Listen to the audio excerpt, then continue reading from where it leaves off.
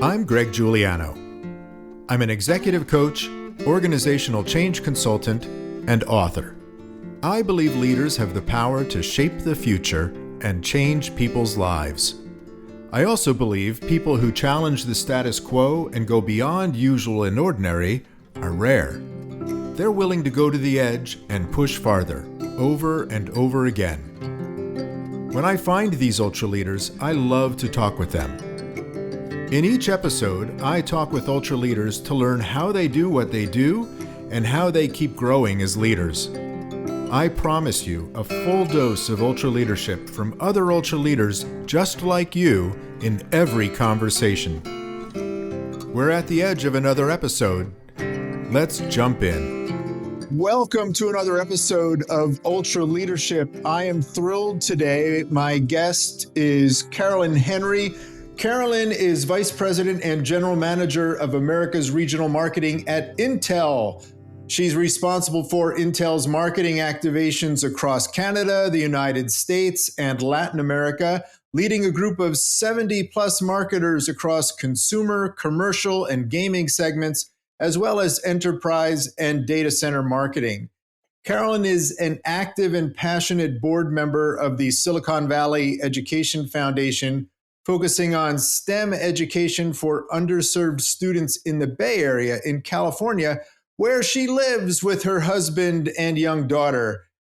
I know for a fact she's an avid traveler and when the world permits, and she enjoys learning new languages, including Spanish, Portuguese, and French. And she's going to be kind to me today, and we're going to do the interview in English. Welcome, Carolyn. Thank you so much, Greg. I'm so happy to be here chatting with you today. I am so excited. So let's start out right out of the gate with a win for all of our listeners. What book are you recommending to people these days? Oh, I am avidly recommending Reshma Saujani. I think she's wonderful.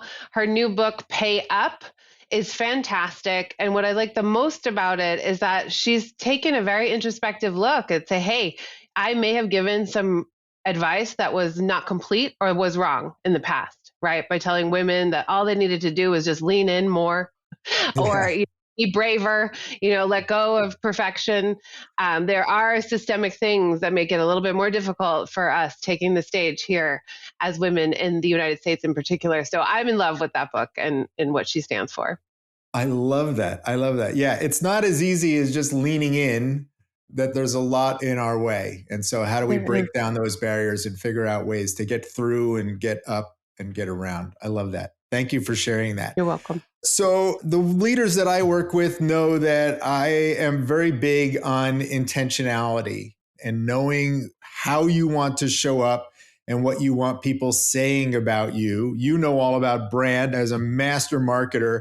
So I'd like to play a little match game with you, and I'd like you to fill in the blanks. If people are talking about Carolyn, how are they filling in these blanks? I am a blank leader who helps others blank. Oh, this is fun. Okay. I am a results-oriented leader who helps others shine. That's what I would love my blanks to read. I love that you help others shine. So what does that look like in terms of how you then show up with peers in conversations or with direct reports in conversation? How do you remind yourself in all of the meetings every day that I'm trying to help this person shine? It's a great concept, but I know just from my personal experience, sometimes other people make it hard for me to want to help them to shine. So how do you how do you remind yourself, no, I'm here to help them shine? Yes, it is difficult and it isn't, right? So when I think about my teams and I think about their amazing work, it just becomes beholden on me to promote it, right? And I really just want to give them the stage and make sure that they're recognized. And I can become a little bit of a dog with a bone in this regard, right? So I will not let the work be overlooked. I want them to look at their own work and feel proud, right? So I find myself reminding my team, no, hey, we're not just going to blow by this quarter and run into the next. We're going to celebrate those wins and really reflect on the data and remind others and our stakeholders around us of that wonderful work that you just completed. So I can be a little bit of an activist in that regard for my team. No, I love that. And I'm going to one step further with you on that. It sounds like you do something that so many people just don't do, which is taking the time to celebrate what accomplishments you're making as an individual or as a team.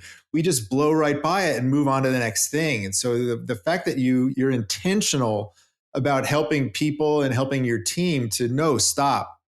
Let's acknowledge that we just did this. We just did that. Isn't that cool, right? Celebrating that. That's awesome. Ah, thanks. Right? Those goals that we set out for ourselves at the beginning of the year, they're not just a check mark. Those are huge, monumental goals, right? Right. Got to celebrate them. Right. And the growth that people have along the way as they're working towards them. It's fantastic. So, great leadership advice. Take the time to celebrate with people and with your teams.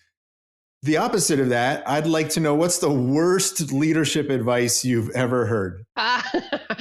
Okay. Well, this one might be a doozy for some of your audience, but somewhere along the way, from a leader I respected, I heard, okay, Carolyn, stop bringing up that woman thing. We've addressed it. We're done. Oh my gosh. And to me, I just, had an outer body experience where I said, okay, maybe this isn't going to be a long-term fit for me. I'm glad you're chuckling, Greg, but we are met with some of those, from people we respect, sometimes those stop you in your tracks moments where you really have to rethink. Yeah. And you hope it's just a moment of unconsciousness and not a mindset, right? Yes. Yeah. You really do. Complete left turn here. How do you help, especially women leaders, to handle that kind of a situation? Because that happens so much, too much. It does. And so how do you coach them to handle themselves in those kinds of moments? I work a lot with a network of amazing peers. So this is not my advice, right? But it's advice that I'm practicing. And I think it's almost total leaning. I'm going to use the word again, leaning in, right? But lean into that awkward space and say, if someone comes to you and says, hey, I think that was harsh. That's a criticism that women receive all the time. And it may be unfair. And maybe a person would never say that to a male leader. You say, okay, I'm so interested in hearing from you. I'd really like to learn what your definition of harsh is, and can you give me specifics, right? So just really trying to turn it on the person to make them give you more depth in that discussion. And sometimes it becomes really apparent real fast that there's not a lot there. And that person will see that, or the awkward moment that you're having together might shed some light on that. But I don't have a perfect answer. And Yeah. I just really encourage my up and coming female leaders to not always take it internally, right? Like it's not always something you did wrong or that you're doing, or you need to self-reflect and improve.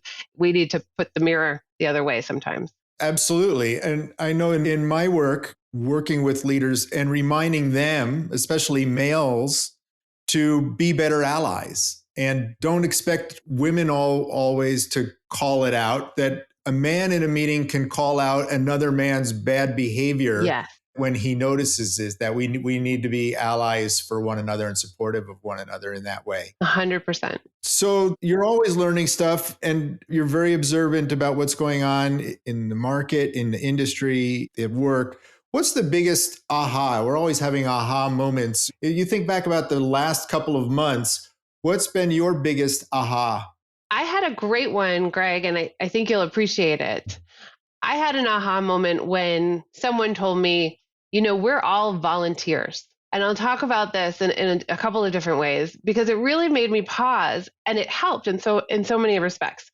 So it helps me in working with my team to understand that they're all volunteers, right? They are volunteering their time and their talents to be here with us to solve these problems and to work through these things. And I must treat them as such. Right? They're not beholden to the company or to me in any way. You cannot take these folks for granted. And I think in light of the Great Recession or the reshuffle that we're having, this is a huge wake-up call for leaders, right? And at this moment in time, it's a really timely discussion. And on the other side, for me, I felt it really empowering, right? I'm a volunteer, right? We have options. Right? If you ever feel, stuck or that this isn't the right space for you, right? We're volunteers. you can volunteer and put your focus where you want it to be. And I just found that really empowering, and it's helped me this whole month. That's awesome. So I was talking with a CEO today, and he said, Greg, somebody said, tell me about some of the people who work for you. And he quickly corrected them. He said, nobody works for me. They work with me. I love that. I want to work with that person. I know. He's awesome, right? And it's in line what you're saying that, we're all volunteers, everybody. So my job as a leader is to create the conditions for these people to be the best volunteers they can be and bring their best to their work. So I love that. We're all volunteers. So you are a mentor to a lot of younger leaders. And so what's the advice when an early career person reaches out to you? What's the advice that you find yourself sharing the most? Oh, I think I have a few, if I may. So yeah. I always like to work with younger folks or folks earlier in their career and make sure that they have a plan, like a strategic plan for their career, for what they really want to accomplish and do and where they want to be. And I know that helped me a lot focus myself mid-career. And then I actually encourage them to cut it in half, right? People will say, in 5 to 10 years, I want to have your job, Carolyn, or I want to be vice president of such and such. And I said, okay, great. That's wonderful. What are the wins and the skills that you need to learn and rack up to get there? And does it have to take you 10 years? Right? Like, especially some of my women, I really need to encourage them to push themselves to rise before you're ready and cut it in half. Yeah, I love that. Cut it in half, right? It forces us out of our comfort zone. Ooh, because we give you a number. I would tell you, oh, Carolyn, I want to be this in 10 years. That's comfortable, right? Mm-hmm. And what you do is you push, no. What's the number that makes it a little bit uncomfortable for you, that kind of gets you moving a little bit? Yes, absolutely. I love that. And of course, because I'm in marketing, always be marketing yourself. That one's a big one for me. That's huge. Absolutely. That's a huge one. So you've led many teams. And so when you look at, you're trying to have a team perform at a high level all the time. What's the behavior or practice that you believe that if everybody on the team did it, the whole team's performance would improve? I think there's a couple here too. Maybe we could talk about. Yeah. Of course, I'm a huge believer in accountability, right? So our teams absolutely need to be accountable to each other and to themselves about the work and the work that we're driving. But to do that, right, we need a level of trust, right? So there's a pyramid of needs that we need to build on the team together.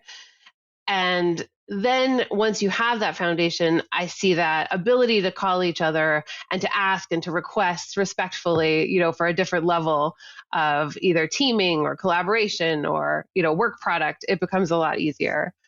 And then I think customer obsession is one that would truly, truly change the game for many of our teams. If we're really thinking every day about what would surprise and delight our customers, I think a lot of things change. And sometimes in some of the bigger companies that I've worked with, we get a lot of internal focus, and that customer lens can really help us shift things. So those are a couple. I love both of those. I take the second one first. When you think about customer obsession, because it's tied into the first one that you mentioned about the team really working well and being accountable to one another and having a certain experience.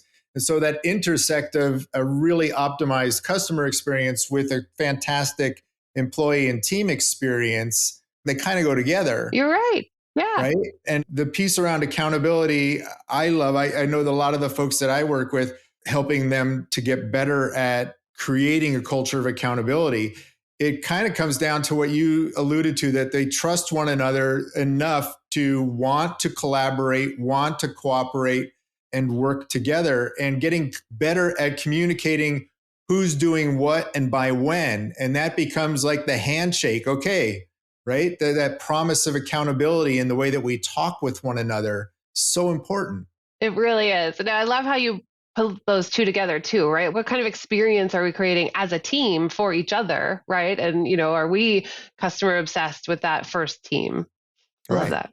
So my motto is, go to the edge, push farther, repeat. You know that. And so I want to go to the edge a little bit because I talk to all these awesome leaders like you all the time.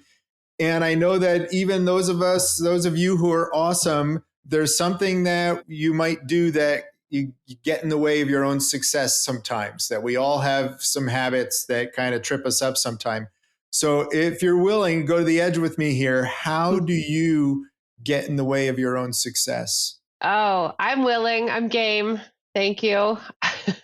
I think one of the things that I struggle with is asking for permission, right? Or looking for that clear pathway. And sometimes it's just not there for you, and you need to confidently step in and create the space. And I think a lot of my earlier career, I would ask too much permission before I would produce, before I would do, and before I would create results. And Amen.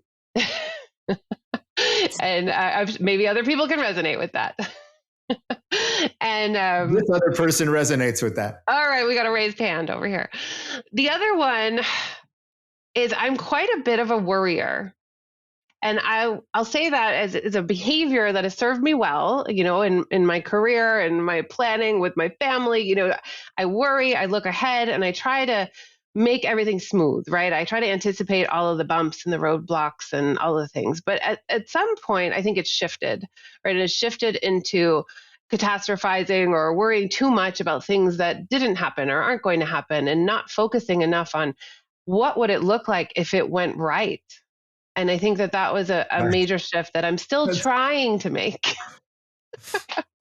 It's a daily practice and a lifelong journey, right? It never goes away, right? We just have to, okay, I do that. And how do I contain it and not have that drive the decision making? Yes. I love correct. it. Thank you very much for sharing that with us, because I know that you're not alone in that. That lots of folks listening go, oh yeah, I do that. Oh yeah, I know I do that too. So it's good that, when a successful leader says, yeah, I do this, and I've just got to figure out a way to not have it impact stuff the way it used to. Yep. So let's bring it back up now. So I like to talk about what we're grateful for. So what today are you most grateful for? I am really, truly grateful for the amazing leaders and mentors who saw something in me and gave me a shot along the way. And this was not one and done. It happened many times throughout my career. And in particular, some extremely strong female leaders who just took me under their wing and said, let's go. And it really has made such an amazing impact on my life, on this situation I find myself in, the work I get to do. And I'm truly, truly, truly grateful for that. Awesome. So you're giving a commencement address. I watch all these commencement addresses on YouTube, and they always have a big close. Michael Keaton's, I'm going to leave you with 2 words. I'm Batman, right? So you can't give that one. But so if you're giving your commencement address, what's your big close? My big close. Oh, okay.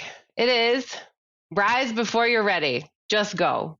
I love it. Rise before you're ready, right? If you wait till you're ready, you're never going to rise. You're waiting forever. Just waiting forever. Just rise. I love that. Rise before you're ready. That is awesome. We will leave it there. Carolyn, I have so enjoyed this. I've learned a lot today. I've enjoyed our conversation tremendously. So thank you very, very much for being. Thank you, Greg. It's been a pleasure. I really appreciate it. If you're enjoying Ultra Leadership, please take a minute and give us a review wherever you find your podcasts. And please stay in touch. Sign up for our Ultra Leadership newsletter at ultraleadership.com. Now, before you jump to your next meeting, I invite you to reflect on what you heard today. What stood out for you? What insight might you want to incorporate into your leadership practice? Until next time, remember, as a leader, you always have the power to shape the future and change lives.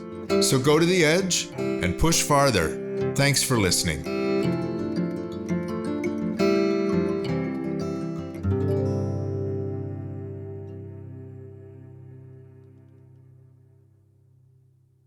This is thepodcastfactory.com.